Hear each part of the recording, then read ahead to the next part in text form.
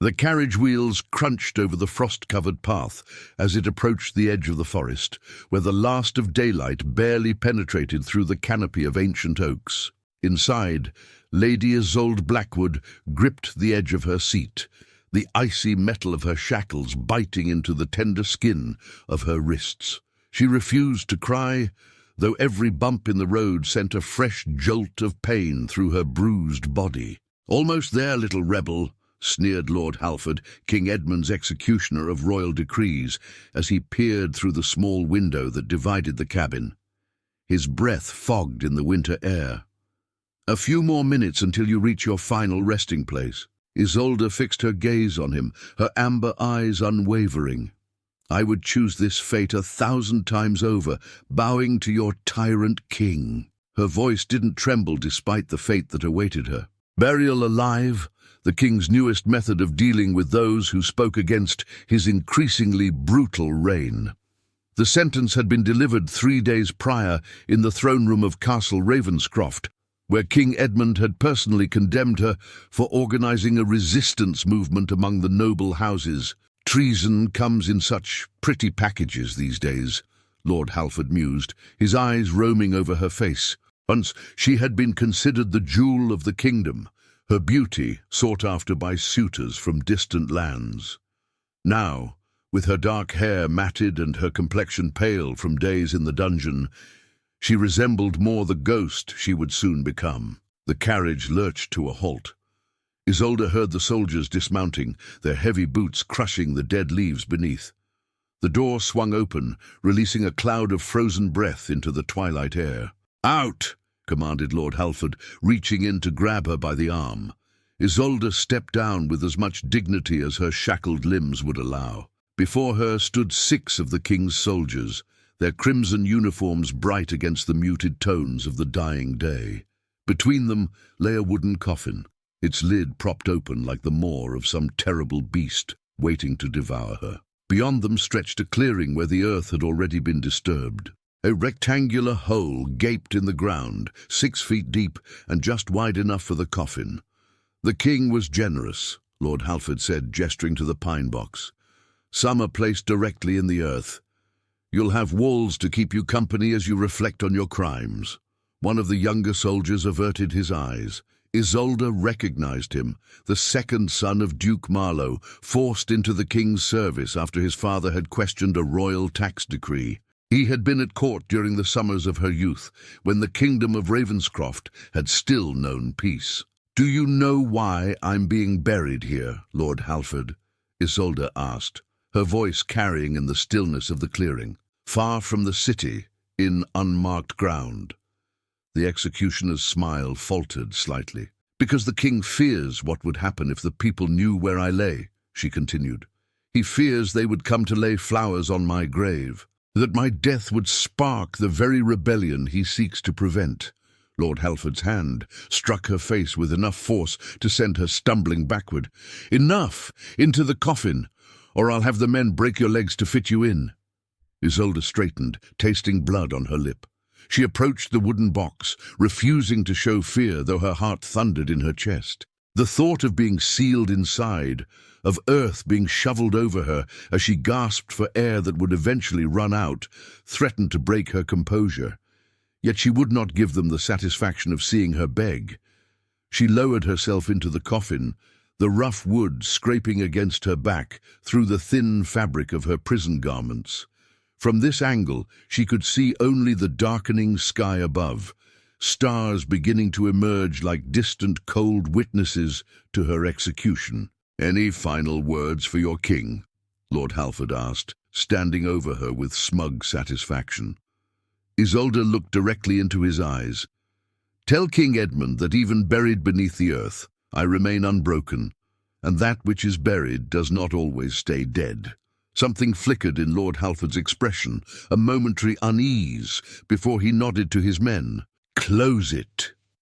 The last thing Isolde saw before darkness enveloped her was a peculiar mist gathering at the edge of the clearing, seemingly thicker than the evening fog should allow. Then the wooden lid closed over her, and the sound of hammering nails pierced her ears. The coffin lifted, swaying as the soldiers carried it to the pit. Isolde bit her lip to keep from screaming as she felt the horrible sensation of being lowered into the ground. The box settled with a dull thud that reverberated through her bones. Then came the first shovelful of earth, a hollow patter against the wood above her. Another, and another.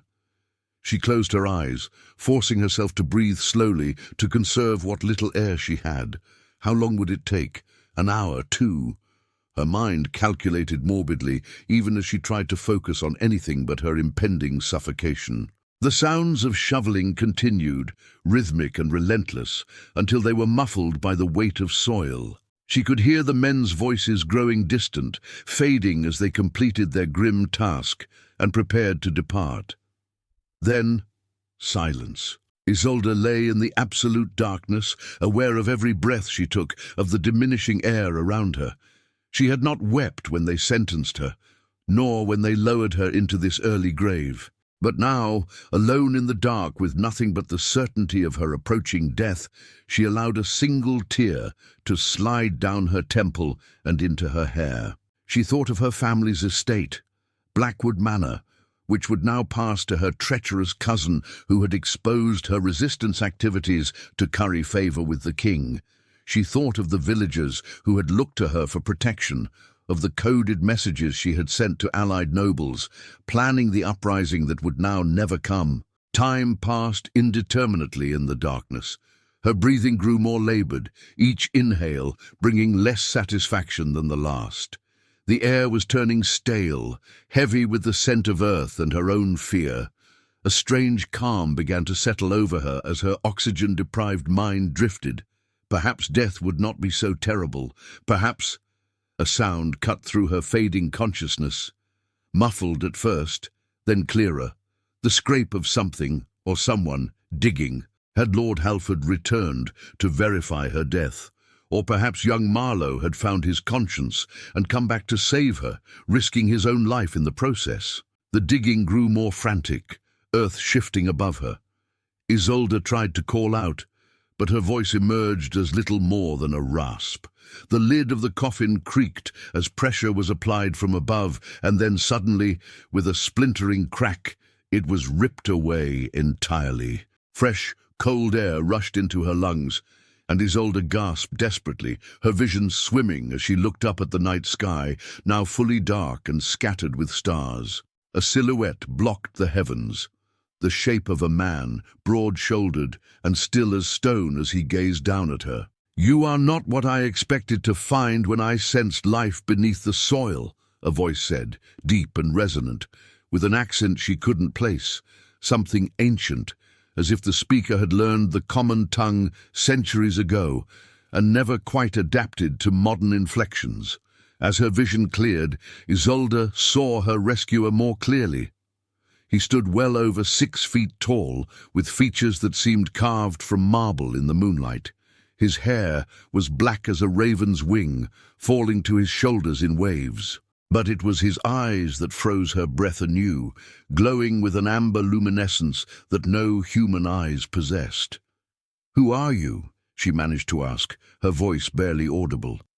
He tilted his head slightly, studying her with the intensity of a predator assessing unfamiliar prey.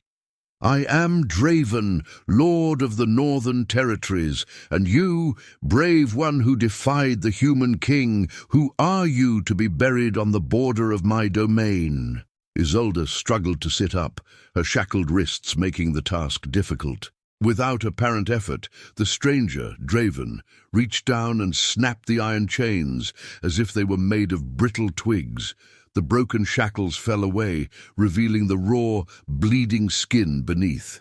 "I am Lady Isolde Blackwood," she answered, rubbing her freed wrists, "and I was sentenced to death for planning the overthrow of a tyrant king." A smile curved Draven's lips, revealing the edge of what appeared to be unnaturally sharp canines. "A revolutionary, then? How intriguing." He extended a hand to her, his skin pale against the darkness. "Come, the night grows cold, and you have been close enough to death for one evening." Isolde hesitated, instinct warning her that accepting his help might lead her into something far more dangerous than the grave from which he'd just rescued her. But she had few options. She placed her hand in his, noting how cold his skin felt against hers, and allowed him to lift her from the coffin with effortless strength. When standing on solid ground, the reality of her situation washed over her. The clearing around them was empty, the king's men long gone. The hole from which she'd been rescued gaped like a wound in the earth, the coffin lid splintered beyond repair. "How did you find me?" she asked, pulling her thin garment tighter around her shoulders as the winter wind cut through it. Draven removed his cloak, a luxurious velvet the color of midnight, and placed it around her shoulders. It carried an unfamiliar scent, like cedar and something metallic. "I felt your defiance," he answered simply. "It resonated through the earth itself. Few humans possess such spirit in the face of certain death." The way he said humans sent a chill through Isolde that had nothing to do with the cold. "You speak as though you are not one yourself," she observed, watching him carefully. Draven's luminous eyes gleamed with amusement. "Perceptive as well as courageous." He gestured toward the dense forest that bordered the clearing. "My residence lies beyond these woods. I offer you sanctuary, Lady Blackwood, from those who would put you back in the ground." Isolde glanced toward the direction of the road, barely visible in the darkness. "And if I choose to make my own way, then you choose to die," he replied matter-of-factly. "The king's men patrol these lands. You wear a prisoner's garb, have no horse, no weapons, no coin. The nearest village, loyal to your cause, is 3 days' walk, and you would not last one night in this cold." His assessment was brutally accurate. Still, Isolde wasn't one to surrender her will so easily, even to her rescuer. "And what price would you ask for this sanctuary, Lord Draven?" At this, his expression shifted to something more predatory, more hungry. "Merely your company, my lady. It has been some time since I've conversed with anyone of intelligence and courage. And after, when the king's search for me has ended?" "After," Draven echoed, "you may choose your path. Stay or go, continue your revolution or build a new life elsewhere." A howl sounded in the distance, a wolf or perhaps something worse. Isolde had heard tales of creatures that stalked these borderlands, beasts that were neither fully animal nor human. "Time grows short," Draven said. "The forest awakens with hunger, and we stand in disputed territory." Isolde made her decision. "Lead on, then. I accept your offer of sanctuary, Lord Draven." He nodded once, then turned toward the forest. As they approached the tree line, Isolde noticed something unsettling. The mist she had seen earlier had returned, curling around Draven's feet like a loyal pet, then extending tendrils toward her as if in welcome. They walked in silence for some time, the forest growing denser around them. No path was visible to Isolde's eyes, yet Draven navigated with absolute certainty. Occasionally, she caught glimpses of movement between the trees, swift shadows that vanished when she tried to focus on them. "Your king," Draven said eventually, breaking the silence, "has grown increasingly bold in his transgressions against the old boundaries." "He is not my king," Isolde replied firmly. "And what boundaries do you speak of?" Draven glanced at her over his shoulder, his eyes gleaming in the darkness. "There are treaties older than your kingdom, Lady Blackwood, agreements between the realm of humans and other dominions. Your King Edmund has forgotten or chosen to ignore these ancient pacts." Before Isolde could question him further, the trees opened suddenly into another clearing. There, rising against the backdrop of craggy mountains, stood a castle unlike any she had ever seen. Its towers spiraled impossibly high, black stone gleaming in the moonlight. No lights burned in its countless windows, yet it did not appear abandoned, merely waiting. "Ravencrest," Draven announced, "my home for the past 5 centuries." Isolde stopped in her tracks, the truth of what, of who, stood before her finally crystallizing in her mind. The unnatural strength, the glowing eyes, the mention of centuries. "You're a vampire," she whispered, the realization both terrifying and somehow not entirely surprising. Draven turned to face her fully, his expression enigmatic. I am the vampire, Lady Blackwood, the first of my kind in these lands, what your people call the Alpha, though we have more dignified terms for it. Fear and fascination warred within Isolde's chest. She had heard legends of the vampire lords who ruled the Shadowlands beyond Ravenscroft's borders, but they were considered myths by most educated nobility, stories to frighten children and peasants. "Why would you save me?" she asked, unable to keep the suspicion from her voice. "Because courage is rare in any species," he replied, "and because I have watched your King Edmund's cruelty spread across lands that once knew balance." His eyes darkened. "And perhaps because I saw in you a kindred spirit, one who understands that some authorities deserve to be challenged." He extended his hand once more. "Come inside, Lady Blackwood. Dawn approaches, and there is much to discuss about the future of your resistance and about the true nature of the conflict between your realm and mine." Isolde hesitated at the threshold between the clearing and the castle grounds. To step forward was to enter a world she had believed existed only in nightmares and fireside tales, yet behind her lay only the certainty of recapture and a more permanent death. Drawing a deep breath, she placed her hand in Draven's. His fingers closed around hers, cool but surprisingly gentle. "Your king buried you for your defiance," he said, leading her toward the massive castle doors that began to swing open of their own accord. "But I find that quality to be your most valuable asset."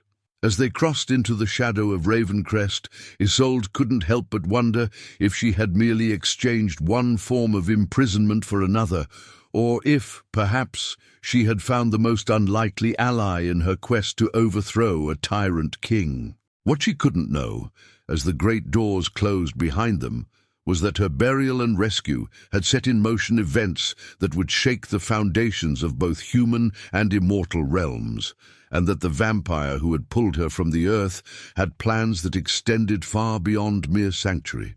The great hall of Ravencrest stretched before Isolde like a cathedral of shadow, impossibly vast and adorned with artifacts that seemed to span centuries. Massive chandeliers hung from vaulted ceilings, their candles igniting one by one as they entered, though no servant appeared to light them. The flickering flames revealed tapestries depicting battles Isolde had never read about in any historical text, creatures that existed in no bestiary she had studied. "You must be famished," Draven said, his voice echoing in the cavernous space. "It has been, 3 days since they've properly fed you?" Isolde nodded, suddenly aware of the hollow ache in her stomach. The dungeon rations had been meager by design. Starvation was part of the punishment. "I'll have something prepared," he continued, guiding her toward a long table of polished obsidian. "Though I must warn you, my household staff may take some adjustment on your part." As if summoned by his words, figures emerged from the peripheral shadows. Isolde stiffened, instinctively drawing closer to Draven despite her wariness of him. The servants moved with an unnatural grace, their skin ranging from alabaster pale to grey, eyes downcast but occasionally catching the light with an amber reflection similar to their masters. "Are they all?" she whispered. "Vampires?" "No." Draven's lips curled into a slight smile. "The hierarchy is more complex than your legends suggest. These are the bound, mortals who have pledged service in exchange for certain benefits. They retain much of their humanity, though they are changed by proximity to our kind." A female servant approached, her movements fluid as water. Though she appeared no older than 30, something in her eyes spoke of decades, perhaps centuries of life. "Prepare a meal for our guest," Draven instructed. "Something substantial, but not overwhelming for a system long deprived." The woman bowed without a word and retreated. Isolde noted how the other servants maintained a careful distance from Draven, their body language suggesting both devotion and fear. "Please, sit." He gestured to an ornate chair that another servant had pulled out. Isolde complied, her prison-weakened legs grateful for the respite. The chair was carved from some dark wood she couldn't identify, inlaid with silver that formed intricate patterns resembling twisted vines. "I have many questions," she said, watching as Draven took the seat at the head of the table, close enough to converse, but maintaining a deliberate space between them. "As do I," he replied. "But first, sustenance." The servants returned bearing silver platters. They laid before her a simple but hearty meal, a clear broth steaming with herbs, fresh bread that smelled of honey, roasted meat with root vegetables, and a goblet of deep red wine. Isolde hesitated, eyeing the wine with particular suspicion. Draven noticed her reluctance. "It is merely wine, Lady Blackwood, from the southern vineyards beyond the Mistfall Mountains. I assure you, if I wished to take your blood, I would not resort to such clumsy trickery." His directness was both unnerving and oddly reassuring. Isolde lifted the goblet cautiously and took a small sip. The wine was rich and warming, probably the finest she had ever tasted. "You mentioned treaties," she said, breaking off a piece of bread, "between humans and your kind. What are these agreements, and how has King Edmund violated them?" Draven leaned back, watching her with that unsettling intensity. "The simplest explanation is that there are boundaries, both physical and metaphysical, that have separated our domains for millennia. Your ancestors understood the necessity of these divisions. They respected the old ways, left offerings at crossroads, avoided certain territories at certain times." He gestured toward a large map on the wall, faded with age. 3 centuries ago, more formal treaties were established. The human kingdom of Ravenscroft would not expand beyond the Silver River to the north or the Blackthorn Forest to the east. In return, my kind agreed to remain within our ancestral territories and to take no human life without certain protocols being observed. "Protocols?" Isolde asked, her appetite suddenly diminishing despite her hunger. "The old customs. Those who sought our power could offer themselves willingly. Those who committed the most heinous crimes against their own kind could be claimed as punishment. A balance was maintained." His expression darkened. "Until your King Edmund began his expansion, he has built outposts beyond the Silver River, harvested ancient trees from the Blackthorn, and executed those who still practice the old ways of offering tribute to the borderlands." Isolde processed this information, comparing it against what she knew of Edmund's recent campaigns. "The northern expansion," she murmured. "He claimed it was to secure mining rights in the foothills, but many questioned why he committed so many resources to seemingly barren lands." "Those barren lands sit atop the oldest and most potent ley lines in the realm," Draven explained. "Sources of power your kind has forgotten how to harness, but which remain essential to ours. By building his fortifications there, he disrupts energies that have flowed unimpeded for eons." "And you've done nothing to stop him?" Isolde asked, unable to keep the challenge from her voice. Draven's eyes flashed, a brief surge of luminescence that reminded her of what he truly was. "The treaties bind us as well, Lady Blackwood. Direct aggression would trigger a conflict that could devastate both realms.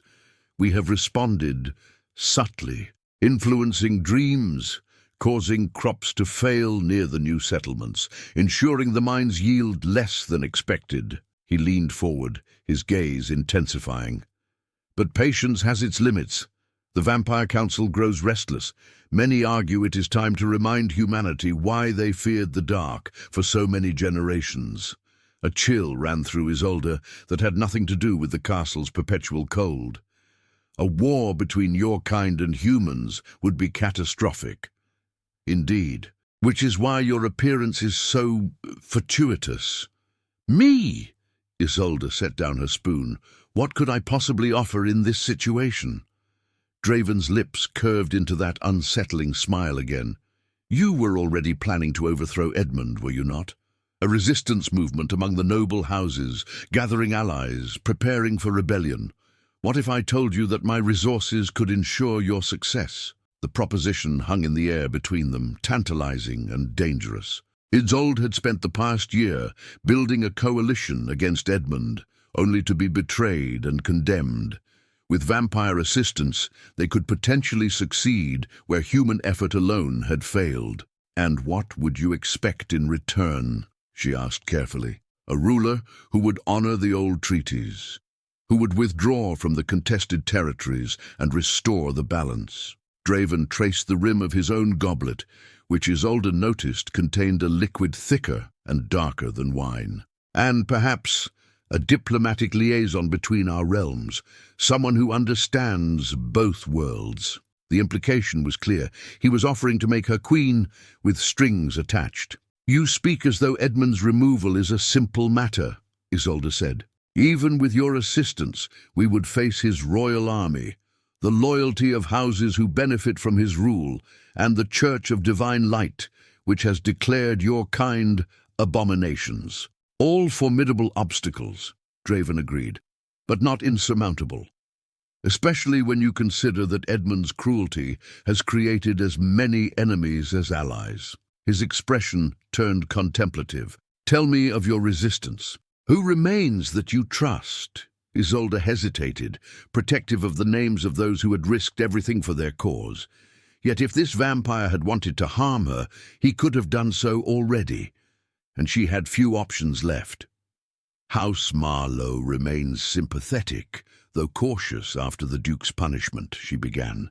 "Lady Serena of the Western Isles has secretly supplied funds. The Merchant Guild of Ironhaven detests Edmund's taxes, and several military commanders, including Captain Thorne of the Royal Guard, have expressed discontent with the King's strategies." Draven nodded, absorbing this information. "And what of the rumors regarding Edmund's reliance on alchemy? The court whispers that he consults with practitioners of forbidden arts." Isolde's eyes widened slightly. "How could you know of that? It's been kept secret even from most of the court." "I have my sources," Draven replied enigmatically. "Even in Ravenscroft Castle itself. The revelation that vampire influence might already extend into the heart of the kingdom was unsettling." Isolde pushed her plate away, her appetite gone, despite having eaten only half the meal. "Yes," she confirmed reluctantly, "Edmund has employed an alchemist named Malachi, who arrived from the eastern deserts 2 years ago. Since then, the king has grown increasingly paranoid and cruel. Some believe Malachi provides him with elixirs that enhance strength and extend life, but corrupt the mind." "Malachi," Draven repeated, the name seeming to disturb him. "Describe him. Tall, gaunt, eyes like amber but with vertical pupils like a cat's." Isolde shuddered at the memory. "He wears robes embroidered with symbols that hurt the eyes to look upon directly. I only saw him once, from a distance, but there was something wrong about him." Draven's expression had grown grave. "This changes matters considerably."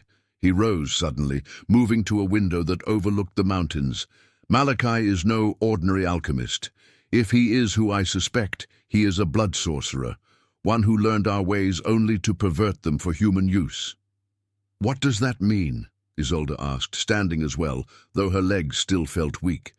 "It means Edmund's violations of the treaties may not be mere ambition or coincidence." Draven turned back to her, his features sharp with concern. "Blood sorcerers seek to harness vampire powers through ritual and alchemy, creating bastardized versions of our abilities without the limitations our nature imposes. They require specific ingredients, rare herbs that grow only in the blackthorn, minerals from beyond the Silver River. The very territories Edmund has been seizing," Isolde finished, the pieces suddenly fitting together.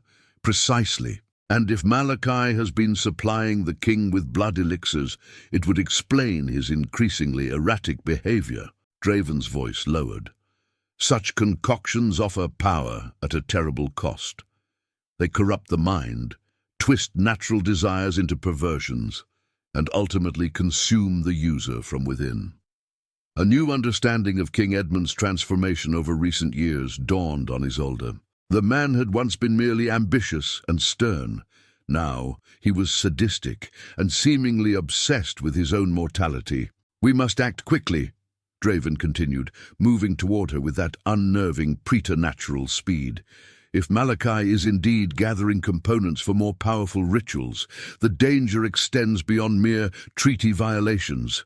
Some magic should remain forbidden to both our kinds. Isolde felt her head spin slightly, overwhelmed by these revelations, and still weakened from her ordeal. Draven caught her arm as she swayed, his touch gentle despite its coldness. "You need rest," he said, his tone softening. "We have time enough to plan before tomorrow night." "Tomorrow?" Isolde questioned. "I have sent messengers to trusted allies. By nightfall tomorrow, representatives from both realms will gather here to discuss our approach." He guided her toward the hall's entrance, where a female servant waited. "Lyra will show you to quarters where you can recover your strength." As Isolde followed the servant, her mind raced with possibilities and dangers.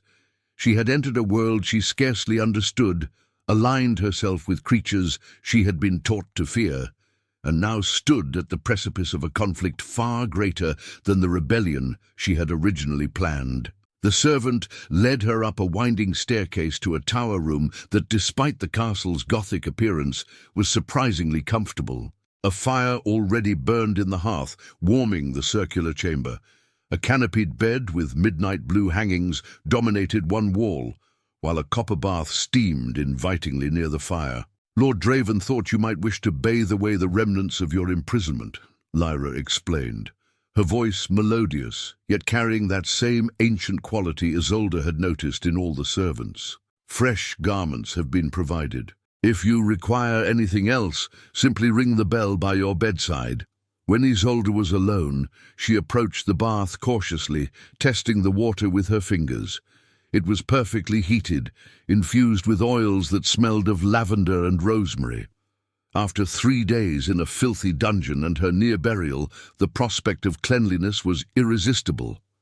She shed her prison rags and sank into the bath, a small moan of relief escaping her lips as the warm water embraced her bruised body. As she scrubbed away the dirt and blood, she tried to make sense of everything she had learned.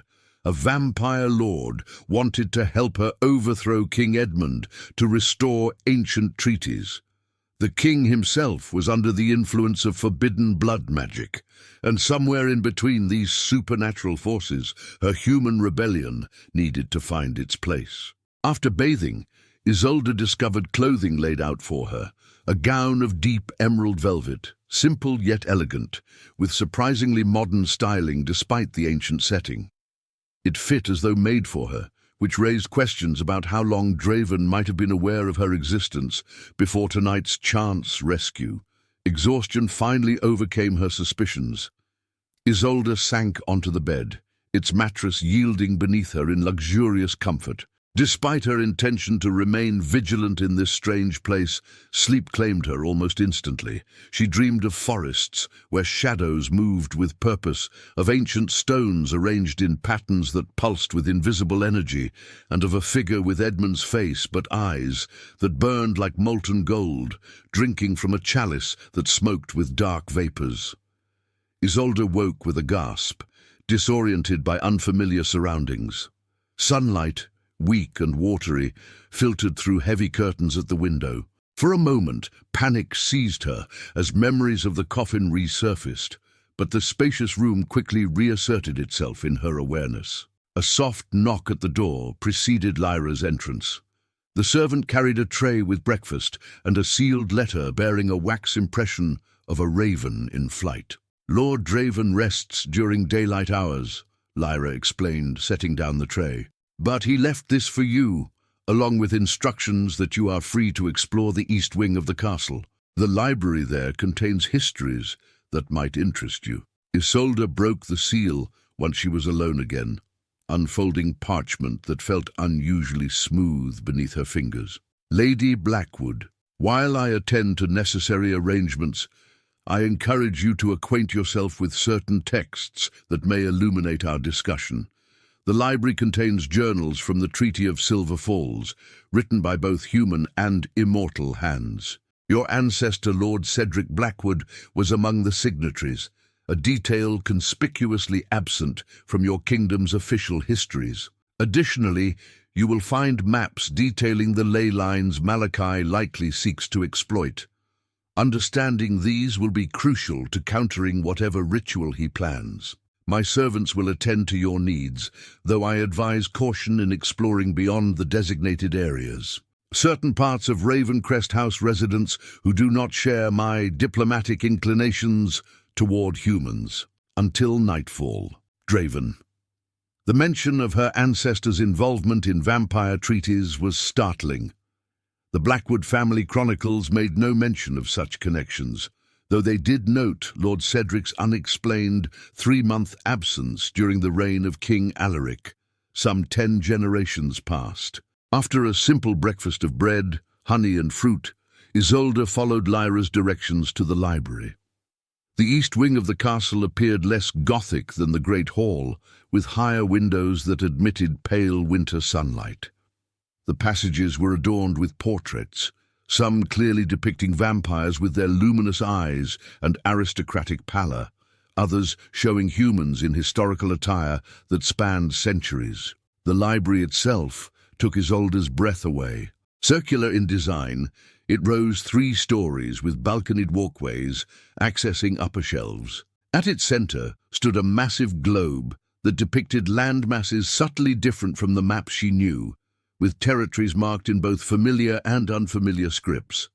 She spent hours among the shelves, discovering texts that contradicted everything she had been taught about her kingdom's history. The Treaty of Silver Falls, signed in the year 1242 of the old calendar, had indeed included her ancestors' signature alongside those of vampire lords, fey emissaries, and representatives of now extinct noble houses. More disturbing were the accounts of what had precipitated the treaty, a shadow war that had nearly destroyed both realms after a human king, whose name had been literally burned from the pages, had attempted to harness vampire essence through ritual sacrifice. The parallels to Edmund's current actions were unmistakable. By mid-afternoon, Isolde had pieced together a troubling picture. The territories Edmund had seized contained convergence points of magical energy, ley lines that vampires used for sustenance beyond blood, and which regulated the barriers between different realms of existence. Disrupting these energies could have catastrophic consequences extending far beyond vampire-human relations. She was so engrossed in an illustrated manuscript detailing blood ritual components that she didn't immediately notice the temperature in the library dropping precipitously. When her breath began to fog in the air, she finally looked up. A figure stood watching her from between the stacks. Female, with skin so pale it was nearly translucent, dressed in a gown that might have been fashionable 3 centuries ago.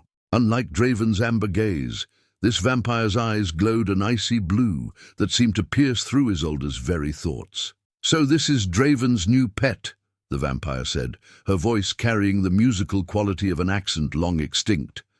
"How quaint." Isolde rose slowly, keeping the heavy reading table between them. "I am Lady Isolde Blackwood, and I am no one's pet." The vampire smiled, revealing fangs longer and more prominent than Draven's had appeared. "I am Countess Valesia Demir, child. I was ancient when your ancestors were still painting their faces blue and worshipping trees." She moved closer with that disconcerting vampire speed, suddenly at the edge of the table. "Draven has always had a weakness for human women with spirit. It amuses him to watch that spirit gradually bend to his will. Lord Draven rescued me and offered alliance," Isolde countered, fighting to keep her voice steady. "Our arrangement is diplomatic, not personal." Valesia laughed, the sound like crystal breaking. "Is that what he told you? How convenient that he found you just as the council was pressuring him to take action against your king." She leaned forward, inhaling deeply. "Your blood carries old magic, Blackwood. Did he mention that? Your family line has always produced individuals with particular compatibility to our kind." Before Isolde could respond, the library doors burst open. Draven entered, his expression a mask of cold fury. Though the sun had not yet set, he moved with purpose across the room, placing himself between Isolde and the Countess. "Valesia," he said, his voice dangerously soft, You forget yourself. Lady Blackwood is under my protection and is not to be harassed." The female vampire straightened, her posture becoming formal, though her eyes remained defiant. "The council sent me to ensure you weren't allowing sentiment to cloud your judgment, Draven. They remember the last time you championed a human cause. The council will have their report at tonight's gathering," he replied firmly. "Until then, respect the boundaries of my hospitality." Something unspoken passed between them. Centuries of history compressed into a single tense moment. Finally, Valencia inclined her head in a shallow bow. "As you wish, Lord of Ravencrest. But remember, if your human pet fails to deliver what you've promised, the Council will not authorize another diplomatic approach." Her gaze shifted to Isolde, cold and assessing. "The girl may have old blood, but sentiment is a luxury we can no longer afford." With that, she vanished, not walking away, but simply ceasing to be present in a manner that defied natural law. Draven turned to Isolde, his expression softening slightly. "I apologize for Countess Demir's intrusion. She represents a faction of the Council that favors more direct methods of addressing treaty violations." "She said you've championed humans before," Isolde said, unable to keep the question from her voice. A shadow passed over Draven's features. "That is a history for another time." He gestured to the manuscript spread before her. "I see you've been productive in your research." "These ley lines," Isolde said, deciding not to press the issue for now. "If Edmund and this blood sorcerer are disrupting them deliberately, what exactly are they trying to achieve?" "That," Draven said grimly, "is what troubles me most. The patterns of his expansion suggest preparation for a major working, a ritual that would require the winter solstice, which is mere days from now." He indicated one of the maps she had been studying. "These 5 points form a pentagram when connected. Edmund has seized 4. "And the 5th?" Isolde asked, following his gaze to a location marked with symbols she couldn't decipher. "The 5th," Draven said quietly, "lies directly beneath us, the heart of Ravencrest Castle itself." As Draven's words hung in the frigid air between them, Isolde felt the weight of revelation settle like a stone in her chest. The 5th point, the culmination of whatever dark ritual Edmund and Malachi planned, lay beneath the very castle where she now stood. "That's why you rescued me," she whispered, understanding blooming like a dark flower. "You need me to stop Edmund before he reaches this place." Draven's expression remained unreadable, but something flickered in his amber eyes. Perhaps respect, perhaps caution. "Your value extends beyond mere tactical advantage, Lady Blackwood. But yes, the timing of your execution and my discovery of you was fortuitous." Before Isolde could respond, the castle trembled, a subtle vibration that rattled the ancient tomes on their shelves. Draven's head snapped toward the window, his preternatural senses alert to something beyond human perception. "They're arriving." He extended a hand toward her. "The council gathers earlier than expected. We must join them." Isolde hesitated only briefly before placing her hand in his. Whatever game they played now, their interests aligned against Edmund, and that would have to suffice for trust. They descended through passages that seemed to defy architectural logic, emerging finally into a chamber Isolde hadn't seen before. A perfect circular room hewn from black stone, its ceiling painted with constellations that subtly shifted position as she watched. At its center stood a round table of obsidian, around which 12 ornate chairs had been arranged. 5 were already occupied. Isolde fought to maintain her composure as she took in the gathering of vampires. Besides the haughty Countess Valencia, there was a massive male with a beard braided with silver threads, whose eyes glowed crimson rather than amber, a pair of twins with alabaster skin and hair like spun platinum, and a figure so ancient that their gender was indeterminate, their skin like parchment stretched over bone, eyes entirely black without iris or sclera. "The Council of Night," Draven announced formally, leading Isolde to the table. I present Lady Isolde Blackwood, heir to House Blackwood, revolutionary against the tyrant King Edmund, and descendant of Lord Cedric, signatory to our ancient covenant." The Ancient Ones spoke, their voice a dry whisper that somehow filled the chamber. "A Blackwood stands once more in the Hall of Treaties. The wheel turns, as it must." Draven guided Isolde to a chair beside his own at the head of the table. "We await 6 more representatives, 3 from our kind, and 3 from the human territories who still honor the old ways." As if summoned by his words, the chamber's entrance admitted new arrivals. Isolde gasped as she recognized Duke Marlowe himself, not his son, but the patriarch who had supposedly been imprisoned for questioning the king. With him came Lady Serena of the Western Isles, regal in midnight blue, and most surprisingly, Captain Thorne of the Royal Guard, still wearing the crimson uniform of the king he supposedly served. "My allies," Isolde breathed, rising to her feet. "How—" "Your network was more carefully protected than you realized," Duke Marlowe said, his weathered face breaking into a brief smile as he approached. "My imprisonment was a carefully orchestrated ruse to position me as Edmund's confidant while maintaining our resistance connections." Lady Serena embraced Isolde warmly. "We feared you lost when news of your execution reached us." "The resistance has been in disarray." Captain Thorne bowed stiffly, military bearing evident in his posture. "My lady, I regret I could not intervene in your sentencing without compromising my position. Lord Halford suspects nothing of my true allegiance." As the human representatives took their seats, the final vampire delegates arrived, a lithe female with skin the color of teakwood and eyes that shifted between gold and green.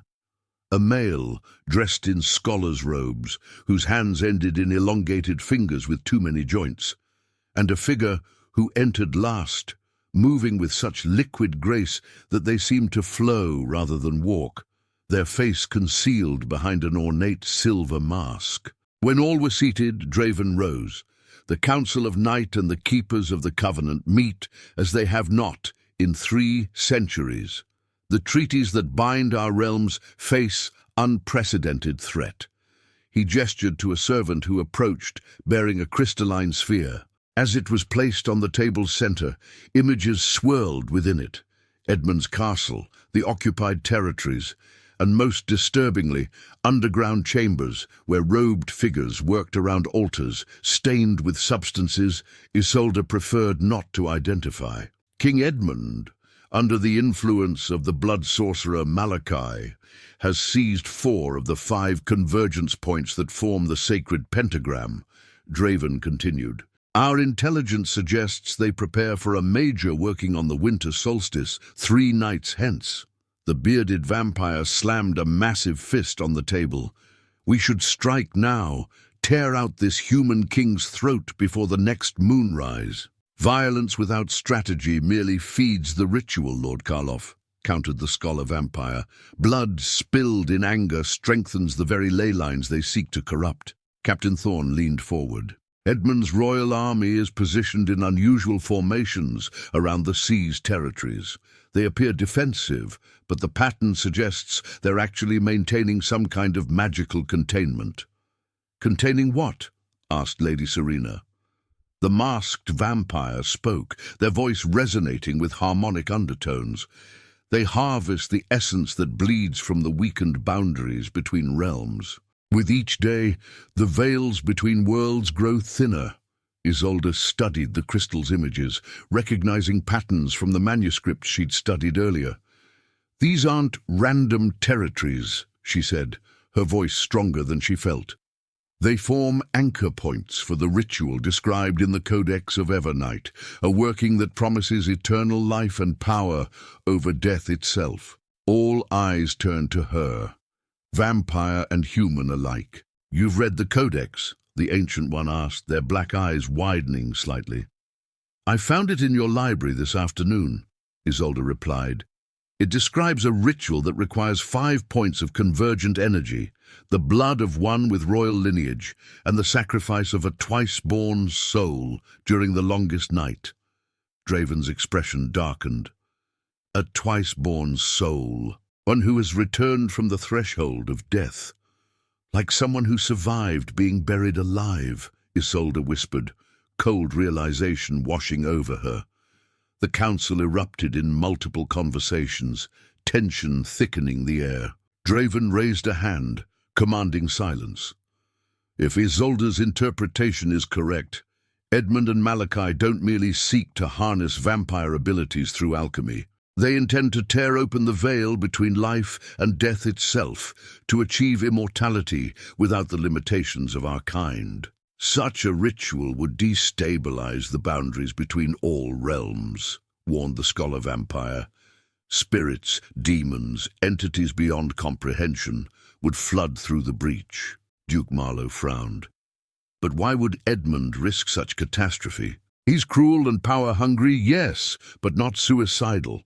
Because Malachi has lied to him, Isolde said suddenly, pieces falling into place. The texts suggest the ritual grants godlike power to its caster, but the actual outcome is the summoning of something called the Hollow King, an entity that would possess Edmund's body while devouring his soul. The masked vampire nodded. The girl speaks truth. Malachi is no mere sorcerer. He's a vessel preparer. A servant of the void between realms. Captain Thorne straightened. Then our objectives align perfectly. The vampires wish to prevent this breach between realms, while we wish to overthrow Edmund. Together we can achieve both. And how do you propose to accomplish this, human? Countess Valesia asked, her tone dripping with skepticism. We have 3 advantages, Isolde interjected, warming to the strategy forming in her mind. First, they don't know I survived, which means the ritual is missing a key component, the twice-born soul. Second, they're unaware of our alliance. And third, we know their ultimate target is the 5th convergence point beneath this very castle. Draven nodded approvingly. We can prepare a trap, allow Edmund's forces to believe they've found a way to access the 5th point, then close in from both sides. A pincer movement, Captain Thorne agreed. My men within the Royal Army could sabotage their magical containment at the other 4 points simultaneously, while our coven works to reinforce the ley lines, added the teak-skinned vampire. Plans began to coalesce, strategies forming as human military expertise merged with vampire magical knowledge. Maps were consulted, forces counted, magical resources assessed. For the first time since her arrest, Isolde felt hope stir within her. A fragile thing, but present nonetheless. As the council continued their planning, Draven drew Isolde slightly aside. There's something you should know, he said, his voice low enough that only she could hear. The Countess spoke some truth earlier. Your bloodline does indeed carry special properties, a natural affinity for the old magics that bound our treaties originally. What does that mean for me? Isolde asked, studying his ancient eyes. It means you're more central to stopping this ritual than merely being a twice-born soul. Your blood, freely given, could seal the weakened boundaries that Edmund has compromised. His expression grew grave. But such a working would come at great cost to you. Before Isolde could question him further, the ancient vampire interrupted with a raised hand. The hour grows late, and decisions must be made. We require a unified strategy before dawn breaks. The council reconvened, finalizing their approach. Vampire agents would infiltrate the 4 compromised sites, weakening Malachi's preparations while appearing to retreat from human encroachment. Edmund would receive intelligence, planted by Captain Thorne, suggesting that vampire defenses around Ravencrest had been compromised by internal conflict. He'll believe the 5th point is vulnerable, Duke Marlowe concluded. His forces will advance through the mountain pass on the eve of the solstice. Where we'll be waiting, Lady Serena added, her normally gentle features hardened with resolve. As the meeting adjourned, assignments distributed and oaths renewed, Isolde found herself accompanied by both human and vampire allies. The gravity of what they planned, A coordinated assault against a king and his blood sorcerer left little room for the initial discomfort between species. Draven escorted Isolde back toward her chambers as dawn approached. "You should rest. Tomorrow we begin preparations in earnest." "There's more you're not telling me," Isolde said, stopping in the corridor. "About my blood, about your history with humans, about what this ritual might truly unleash." Draven studied her for a long moment. "Come with me. There's something you should see before you commit fully to our course." He led her deeper into the castle, down spiral stairs that seemed to descend forever. The air grew heavier, charged with an energy that made the fine hairs on Isolde's arms stand on end. Finally, they reached a sealed door inscribed with symbols that matched those on the ley line maps. "Few humans have seen what lies beyond," Draven said, placing his palm against the center of the door. It responded to his touch, ancient mechanisms grinding as it swung inward. Isolde gasped as they entered a vast underground chamber. At its center rose a column of swirling light, blues, violets, and colors she had no names for, pulsating with a rhythm that somehow matched her heartbeat. Around this column, 5 stone altars were positioned in a perfect pentagon, each bearing symbols corresponding to different elements. "The 5th convergence point," Draven explained, "the heart of the sacred pentagram. What Edmund and Malachi seek." "It's beautiful," Isolde whispered, drawn to the column's ethereal glow. "And deadly, if mishandled. This is a nexus between realms, a controlled breach that allows energies to flow where they must, keeping the boundaries stable." He guided her to one of the altars. "Your ancestor, Lord Cedric, was more than just a signatory to our treaties. He was a boundary keeper, a human born with the rare ability to sense and mend the veils between worlds." The altar bore a familiar crest, the Blackwood family emblem, but surrounded by symbols she'd never seen in her family's heraldry. "The gift passes through your line, though it manifests rarely and has been largely forgotten in recent generations." Draven's voice softened. "I recognized it in you the moment I sensed your presence in that coffin. Your life force called to this chamber, resonating with energies your conscious mind doesn't yet comprehend. So I'm to be what? A human seal on some mystical barrier?" Isolde asked, struggling to process these revelations. "You could be much more." Draven turned to face her directly. "With proper training, a boundary keeper can do more than simply prevent catastrophe. They can reshape the very nature of the treaties themselves." Understanding dawned slowly. "You want me to negotiate new boundaries, new agreements between our kinds?" He nodded. "The old treaties are failing, and not merely because of Edmund's violations. The world changes, humanity expands, our kind dwindles in the shadows. A new covenant is needed, one that allows both realms to coexist in a changing world." "And if I refuse this role?" Isolde challenged. "Then we still fight together against Edmund and Malachi. Your choice in this matter remains your own." His amber eyes held hers. "But know that without a new covenant, the peace we might win would be temporary at best. The next Edmund or the next Malachi would arise eventually." The weight of this potential destiny settled over Isolde like a cloak, heavy yet somehow fitting. All her life she had fought for justice, for balance of power. Now that fight extended to realms she had barely known existed days ago. Before she could respond, a thunderous boom echoed through the chamber. The column of light flickered, dimming momentarily before flaring brighter than before. Draven's expression transformed to one of alarm. "Something breaches the outer defenses," he said, already moving toward the exit. "The timeline has accelerated." They raced back up the spiral stairs, emerging to find the castle in chaos. Servants rushed through the corridors while vampire guards assembled in the great hall. Through tall windows, Isolde could see unnatural storm clouds gathering above the mountain peaks, shot through with veins of crimson lightning. The masked vampire approached them, silver face gleaming in the strange light. "Edmund's forces have launched a preemptive strike. The blood sorcerer has completed rituals at all 4 outer points simultaneously, something we believed impossible until the solstice. How? Draven demanded. Sacrifice, came the grim reply. Mass sacrifice. Villages near each convergence point, butchered to fuel his working. Horror washed over Isolde. Those were my people, innocent farmers, tradesmen, children. Captain Thorne burst into the hall, his uniform torn and blooded. My infiltrators report Edmund himself leads the assault. They've broken through the mountain pass with some kind of creatures. Not human, not animal. He shuddered visibly. The sorcerer channels power through the king like a living conduit. How long until they reach the castle? Asked Duke Marlowe, who had appeared with Lady Serena at his side.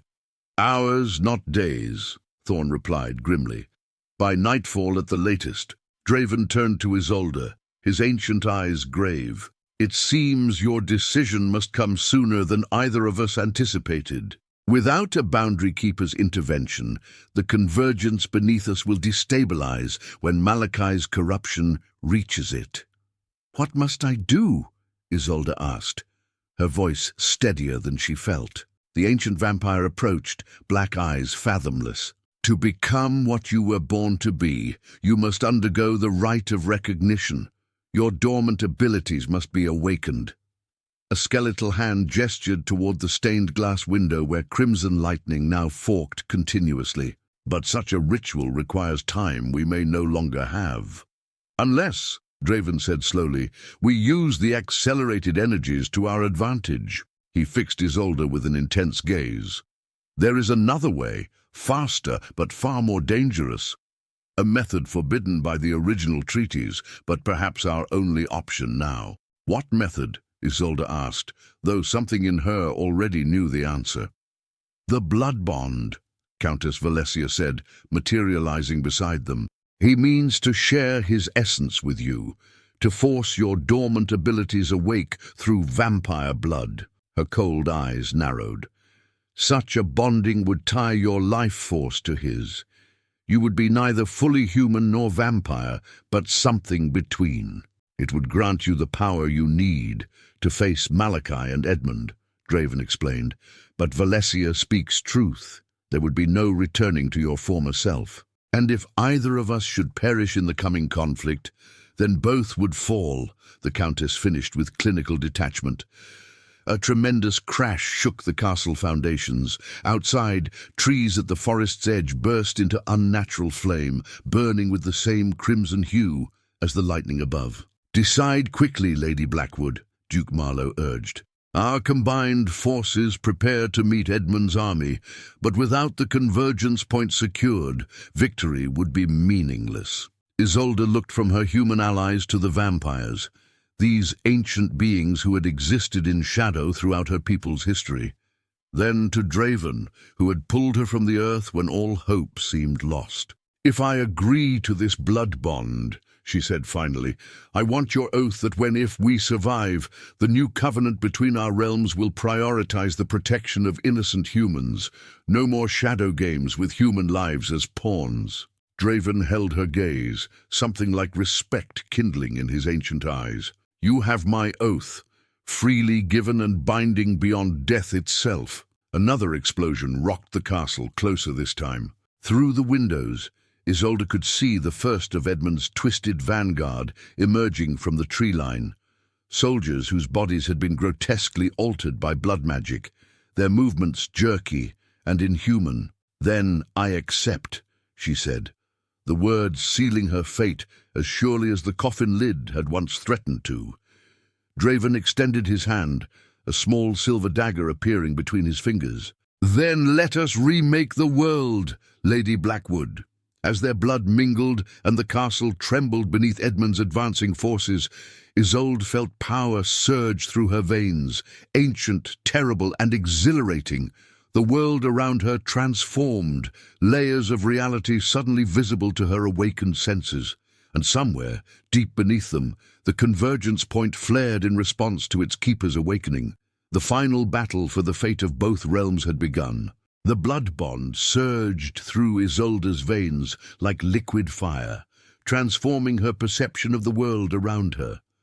The castle walls shimmered with previously invisible currents of energy, and she could sense the rhythmic pulse of the convergence point far beneath their feet, resonating with her own heartbeat.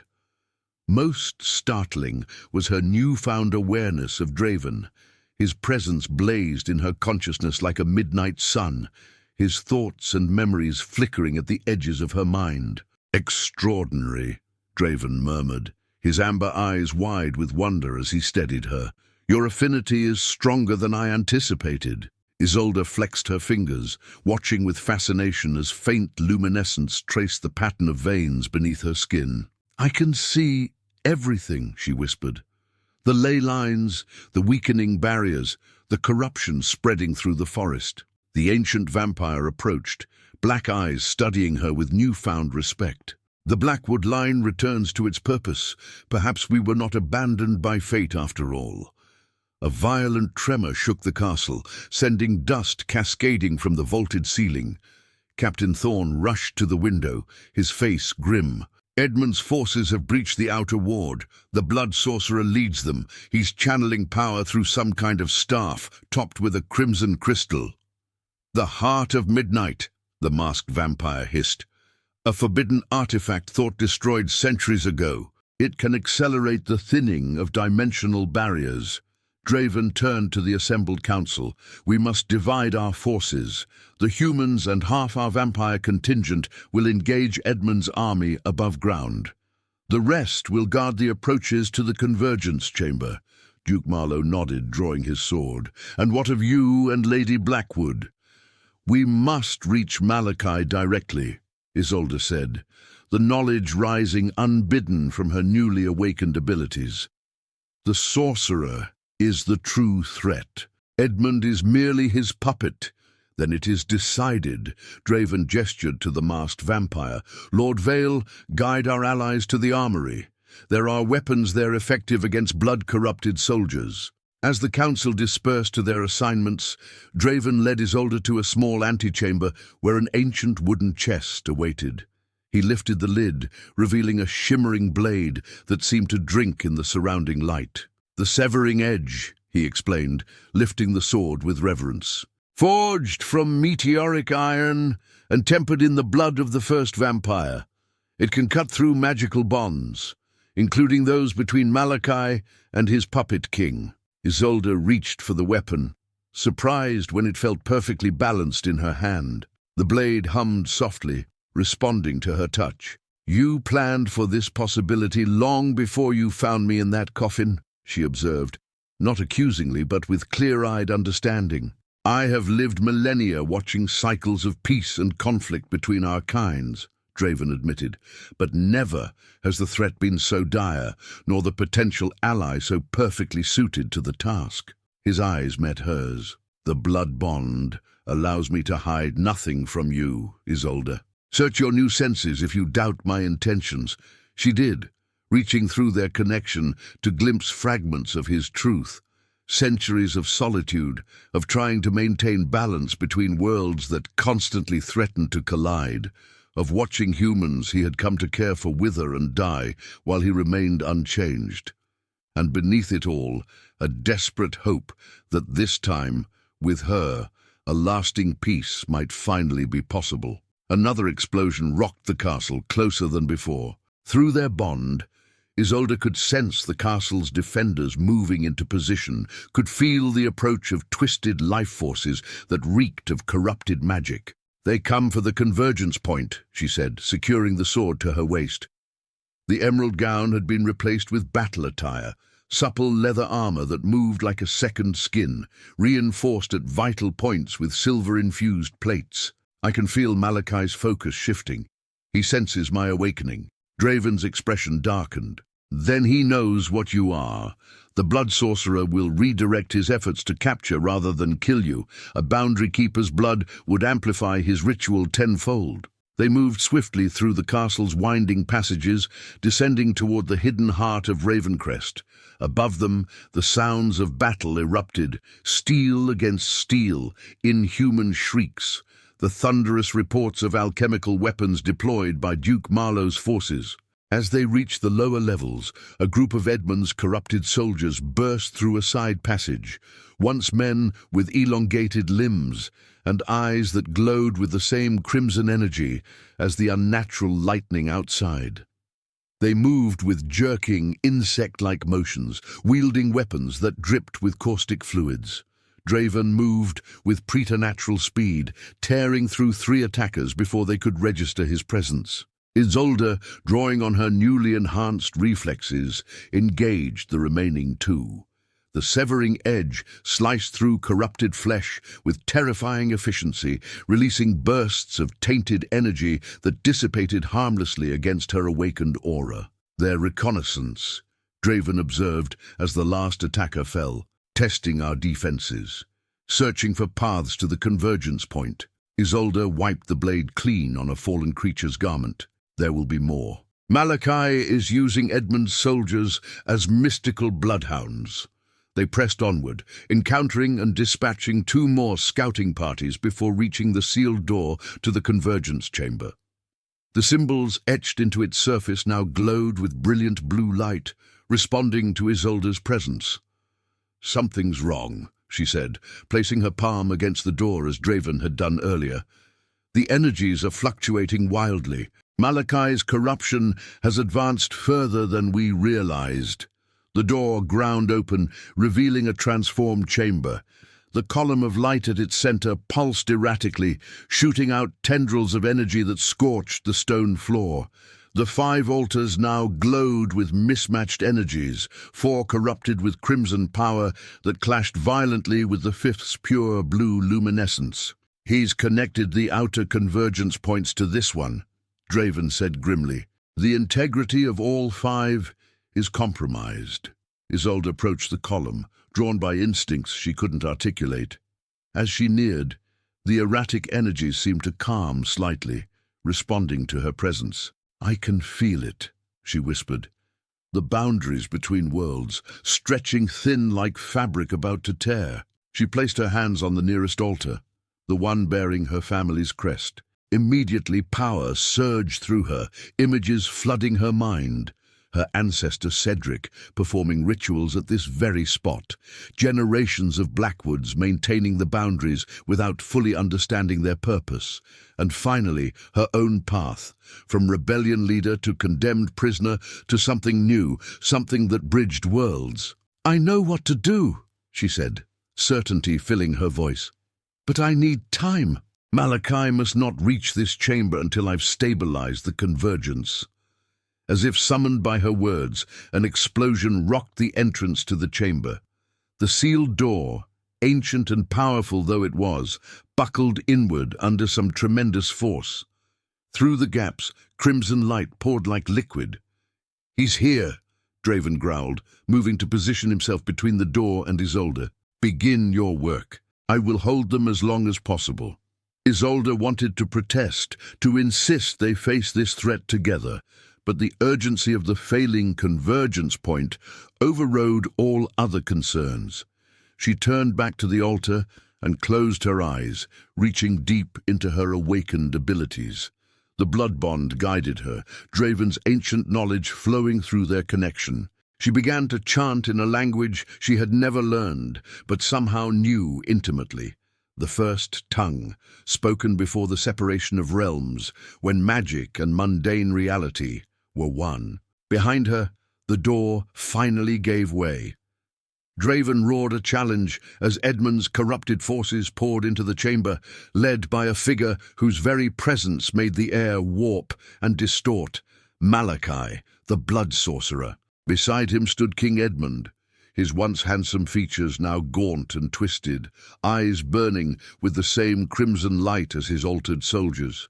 "The Blackwood girl lives!" Malachi hissed, his voice layered with inhuman undertones.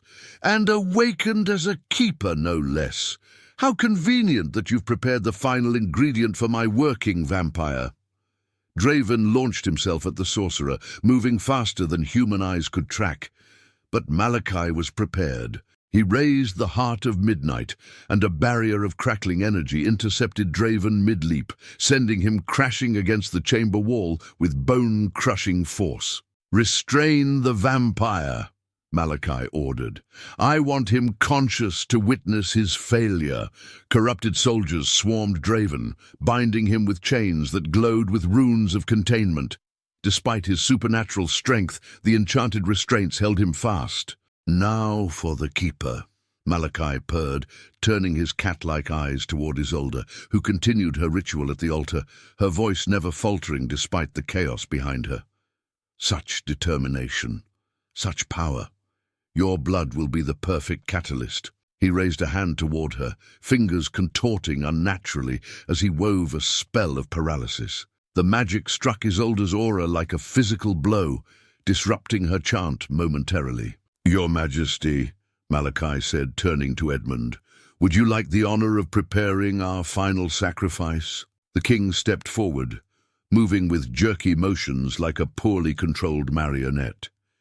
In his hand, he held a curved ceremonial dagger, its blade etched with the same corrupted symbols that adorned the heart of midnight. "When the girl's blood mingles with the convergence energy," Malachi explained, "the veil will tear completely. The power of life and death itself will be ours to command, my king, immortality without the weaknesses of vampire kind." Edmund's voice emerged as a rasping parody of his once regal tone. "Eternal power." Isolde sensed their approach but couldn't break from the ritual now. She had reached a critical juncture, her energy merging with the convergence point, beginning to stabilize the erratic fluctuations. Through the blood bond, she could feel Draven's desperate struggle against his restraints, his fear not for himself, but for her. "Draven," she projected through their connection, "guide me!" Understanding flowed between them instantly. As Edmund raised the ceremonial dagger, Isolde abruptly shifted the pattern of her chant. Instead of merely stabilizing the convergence point, she drew power from it. Pure, unfiltered dimensional energy that surged through her enhanced body. The chamber filled with blinding light as Isolde spun away from the altar, the severing edge materializing in her hand. With one fluid motion, she sliced through the magical bonds Malachi had woven around her. "Impossible!" the blood sorcerer shrieked, raising the heart of midnight defensively. Isolde struck again, the enchanted blade connecting with the crimson crystal. A deafening crack split the air as the two magical artifacts connected, sending a shockwave through the chamber that threw Edmund and his corrupted soldiers to the ground. The heart of midnight shattered, fragments embedding themselves in Malachi's flesh. He screamed as the corrupted energy he had been channeling rebounded through his body, setting his robes ablaze with unnatural fire. "What have you done?" he wailed, clawing at the crystal shards burrowing beneath his skin. "The convergence is destabilizing." He was right. With the heart destroyed, the corrupted energy from the 4 outer convergence points flooded back toward their source, overwhelming the chamber's defenses. The column of light began to fracture, reality itself seeming to crack around it. Draven, freed from his restraints when the soldiers restraining him were thrown back by the explosion, rushed to Isolde's side. "The boundaries are failing," he said urgently. "Without the heart to channel it, the corrupted energy has nowhere to go." King Edmund staggered to his feet, momentarily free from Malachi's direct control as the sorcerer writhed in agony on the chamber floor. Confusion and horror dawned in the monarch's eyes as awareness returned. "What? What have I done?" he gasped, looking at his twisted hands with revulsion. "Your Majesty," Isolde said, facing the man who had sentenced her to death, "Malachi used you. He corrupted your mind and soul for his own purposes." Edmund's gaze darted wildly around the chamber, taking in the unnatural soldiers, the fracturing column of light, the burning sorcerer. "I remember villages, sacrifices." Tears of blood streaked down his hollow cheeks. "My God, what have I become?" Malachi managed to rise to one knee, his body transforming grotesquely as the crystal shards continued to merge with his flesh. "Fools!" he snarled. "Even in failure, I will claim victory. When the convergence shatters completely, all boundaries fall. The Hollow King will still come." The column of light began to collapse inward, the fabric of reality visibly thinning around it. Through the distortion, horrifying shapes could be glimpsed, entities from beyond the veil, drawn to the weakening barrier. "Isolde," Draven said gravely, "there's only one way to contain this now. The convergence must be reset with uncorrupted power." She understood immediately what he meant. "Blood of the Keeper," she whispered, "freely given." He nodded, his ancient eyes filled with an emotion she couldn't name. "Combined with the essence of one who has witnessed the turning of ages, a sacrifice to remake what was broken." "No," Isolde protested. "There must be another way. Our bond is why this will work," he finished gently. "Through it, part of me will remain with you always." King Edmund stumbled toward them, his once proud bearing now bent with the weight of his crimes. "Let me," he said, his voice steadier than before, "let me undo some small fraction of the evil I've wrought." Malachi lunged forward with inhuman speed, grabbing Edmund by the throat. "You are mine, Puppet King. Your blood belongs to the ritual." The sorcerer's form continued to distort, crystal shards protruding from his flesh like jagged armor. Isolde didn't hesitate. With one fluid motion, she drove the severing edge through Malachi's chest. The enchanted blade cut not just through flesh, but through the magical bonds that had kept the sorcerer's unnatural existence intact for centuries. Malachi's scream transcended human sound as his body began to disintegrate, the accumulated power of countless forbidden rituals released all at once. In his death throes, he maintained his grip on Edmund, dragging the king down with him as he collapsed. "Go," Edmund gasped, looking up at Isolde with clear eyes for the first time. "Complete your ritual. Save what I nearly destroyed." The convergence point was collapsing rapidly now, reality buckling around it. Draven took Isolde's hand, leading her back to the central altar. "It doesn't have to be you," she insisted, even as she knew his decision was made. 5 centuries I have walked this earth," he said, cupping her face gently, "watching kingdoms rise and fall, treaties made and broken, hoping someday to find a lasting balance." His eyes, ancient and tired, softened as they met hers. "In you, I found that hope made flesh." Together they approached the fractured column of light. Isolde could feel the pull of other realms through the weakening barrier, dimensions of nightmare and wonder pressing against the thin membrane of reality. "Remember your promise," she said fiercely. "A new covenant, protection for innocence, no more shadow games." "I will honor it beyond death," Draven vowed. He drew the severing edge from Malachi's corpse and placed it in her hands. "The blade will channel our combined essence into the convergence. When it's done, you must establish the new boundaries according to your vision, Keeper." Isolde's tears fell freely now, the magnitude of what they were about to do, what she would lose, crashing over her. Through their bond, she could feel Draven's calm acceptance, his absolute faith in her ability to complete what generations of her family had maintained without understanding. They positioned themselves before the fracturing column. Draven drew Isolde into his embrace, one hand guiding hers on the sword's hilt. "I give myself freely to remake what was broken," he intoned, the ritual words resonating with power. "I receive this sacrifice and bind it to purpose," Isolde responded, the knowledge flowing through their connection. Their eyes met one final time. Then, with a swift, decisive movement, they plunged the severing edge into the heart of the convergence point. Light exploded outward, pure and blinding.